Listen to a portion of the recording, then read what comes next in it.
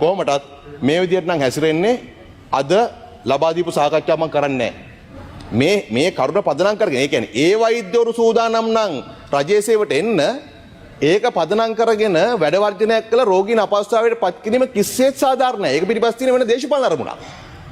දැන් ඒ වෛද්‍යවරු පත්වීම බාර ගන්න ඉන්නකොට ආයපේ 48ක් වර්ජනය කරනවා.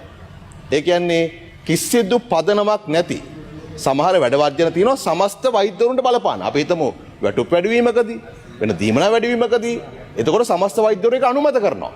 හැබැයි මේ මාරු මණ්ඩල වලට අයිතියක් නැති ආයතන සංග්‍රහය එහෙම එකක් නැහැ. ආයතන සංග්‍රහයේ තිබෙන්නේ ස්ථාන මාරු සඳහා මාරු මණ්ඩල වලට ඇතුළත් මේ සම්බන්ධ කරගන්න. ඒතර මේ වෛද්‍යවරු පළවෙනි පත්වීම මේ ඇත අවුරුදු 4කට පස්සේ මාරු වෙනකොට මාරු මණ්ඩලයට පුළුවන් මැදිහත් වෙන්න. අතීතයේ ඒවා අවභාවිතාවල වැඩ සිදුවනවා නම් ඒවා අපිට කරන්න දෙයක් නැහැ. අපි තිබෙන නීති අනුව කටයුතු කරනවා. කරුණාකරලා මම කියන්න කැමතියි මේක ඉතාම අසාධාරණ වැඩ වර්ජනයක්. පදනමක් නැහැ. ඒ වෛද්‍යවරු දැන් පත්වීම ලබාගෙන තමන්ගේ සේවාස්ථානට යනවා. මම එයාට කියන්න කැමති කරුණාකරලා බය වෙන්න එපා කවුරුවත්. ඔබ ගිහිල්ලා ඔබගේ සේවයට වාර්තා කරන්න.